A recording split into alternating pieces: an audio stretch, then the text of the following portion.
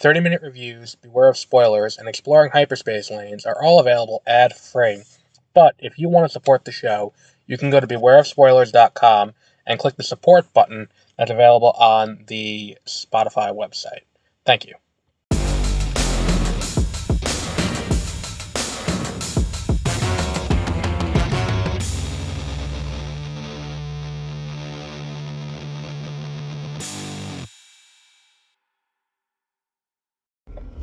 Good morning and welcome, or not morning, wow, it's 3 o'clock. Good evening and welcome to Beware of Spoilers. I am Adam. On this, that guy was in the complete wrong lane. On this, I think I've talked about this before. The way that, I hate winter. Because in the car, winter I prefer to summer because I don't like the heat, but I hate being in the car and driving in the winter. And let me explain why. Because you never get the temperature right. It's always too hot or too cold. It's never just temperate to the point where you're like, all right, we're good. We are good to go, and we can drive in this, and this is going to be good for a long period of time. It's either going to be way too hot or way too cold. It's very hard to get a nice happy medium in the middle. But regardless, we're not here to talk about the temperature or the weather. We're here to talk about the movie that came out late last year that I didn't see until today, American Fiction, because it didn't get a wide release until I want to say it was late December. It got a wide release. Either way, I didn't see it until this weekend. We're now in February because things kept popping up, and I kept having tickets and then canceling because shit would keep popping up, and they need to fix these fucking potholes. It's fucking ridiculous. It's unreal. It's like living in a third world country with this shit. Anyway, I really enjoyed this movie. I went into it expecting to like it. Like, I didn't go into this movie being like, oh, maybe I don't think I'm going to like this. Because I'm a big fan of Jeffrey Wright.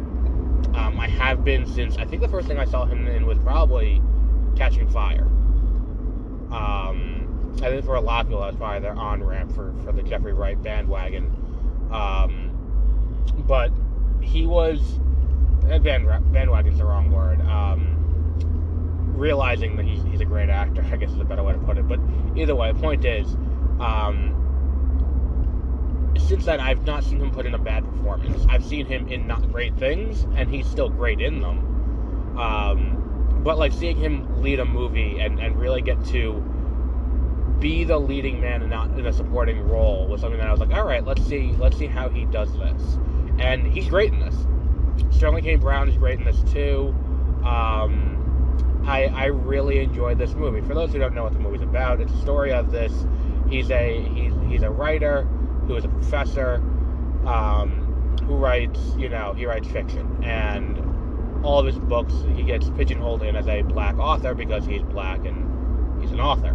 So after having issues trying to get published with his most recent book, he's just like, forget it, and he writes a quote-unquote black book, which is a stereotypical example of what white people would want to see in a black book. And it's a great movie. I think that one of the things that really works for me is, like, and as I'm watching, I'm like, oh, this is really smart, because they're taking, like, this idea of him having to deal with this, this issue of trying to get this book published, and writing the book half as a joke, and it's a lot of effort for a joke, but, he writes this book, and he submits it to his editor, and they talk about it, and they get a deal for it. So dealing with all of that, and it's this fictionalized story of, like, of this ridiculous, stereotype, that is designed to get published, while, he gets this, at the same time, he's going through a deeply personal, family struggle with the death of his sister, and with his mother having severe mental health issues, and it's and her cognitive decline. It's all very well laid out, and I think it does a great job of existing as existing as a serious story while still having a lot of great comedic beats. Like one of the things that I laughed really hard at was you get to the end and it's like he's agreed to be on this committee to award this big prestigious book award, and it's him. It's this other black writer who they introduced earlier in the movie who had written a similar book that he sees as dismissive of the experience, and then you get these three other white writers, and they're talking about how they're trying to decide if the book he wrote should be the one that wins, and they don't know he wrote it because he wrote it under a pseudonym and he's doing all his and they obfuscated who it was. Like that whole idea of so they're judging it and they're trying to decide who should win, and the three white people in the room say this is great, this should win, and then you have the two black people in the room who are like, no, it shouldn't win, and then it's like, well, you're outvoted, so that one's gonna win, and then the immediate line right after that, one of the white women goes, or the white woman, there's only one white woman in the room, she goes, it's really important to listen to black voices, and it's just like, and then it cuts right to the next scene, and it's such a great beat at the end of it. It plays with race in an engaging way that keeps it, that is not entirely designed to look at it, and I think that at the end of the movie he says it perfectly. Jeffrey Wright, when he's talking to the producer, and he goes, there is no moral of the story. It just exists. It just is. Like, and that's why the movie works, is that it's not trying, like, it's just taking the existing things that exist in real life and just, cranking up some of the, while driving the drama home very well, they some of the more ridiculous aspects of it are kind of, amplified to really drive home the some of what happens, and I think it worked very well. This movie does work very well on just about every level. And look, it's a very, like, this is one of those things where it's like I'm looking at the Oscar nominees, and I was like, man, this is just such a strong year for Oscar for Best Actor and Best Supporting Actor, because like, I mean, look, let's just, I think I said it when I did my predictions. It's like Robert Downey Jr. and Cillian Murphy are going to win Best Supporting Actor, Best Actor, respectively. Look, I think that's a given, and I don't think there's much room for other people in that situation. But goddamn, like, Jeffrey Wright put up a fucking fight with this movie. Like, he did such great work here, playing this character with depth and nuance, and with this, with him, even the character playing multiple roles within the movie. It all works very well. But I think this is a good place to wrap up for today. If you have not seen American Fiction yet, it should be going to PVOD relatively soon. It's an MGM movie, which MGM is now owned by Amazon. So the movie will be ending up on Amazon Prime in relatively short order, I feel.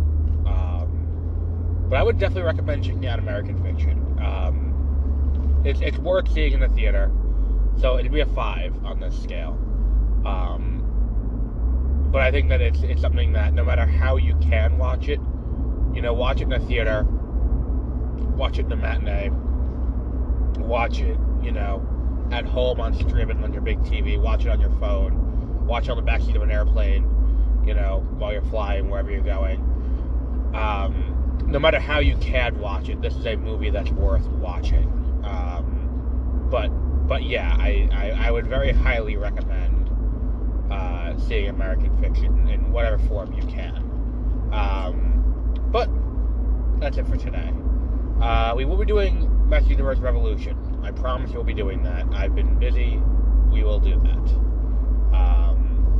And we have, next week, I don't think we have a movie on the calendar for next weekend. Then the week after, though, we got two on the calendar. We have Bob Marley, One Love, and we have Madam Web.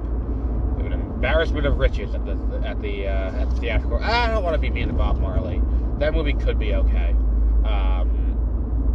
but I think that Madam Web is not going to be great. But we're counting down to Dune. We definitely have Dune coming up in the near future. We have Dune coming on February 25th. We'll be doing that right after I go to the early screening on February 25th. But we will wrap up there for today. And until our next episode, which will be at some point in the next week or so, have a great one. Oh, one other thing I wanted to address. We haven't had a new episode of Exploring Hyperspace Lanes in quite some time. Josie has been dealing with some things. She's been A, busy, B, having to deal with some personal matters, and C, also dealing with, she went on vacation.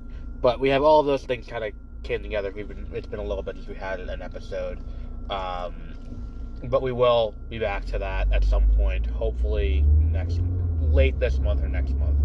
We'll see which we end up with and where it goes, but we will be back at some point in the future. But there is going to be a slight hiatus while she deals with her personal matters and all of that. But yeah, we'll be back with that at some point in the near future. But until our next episode, have a great rest of your week.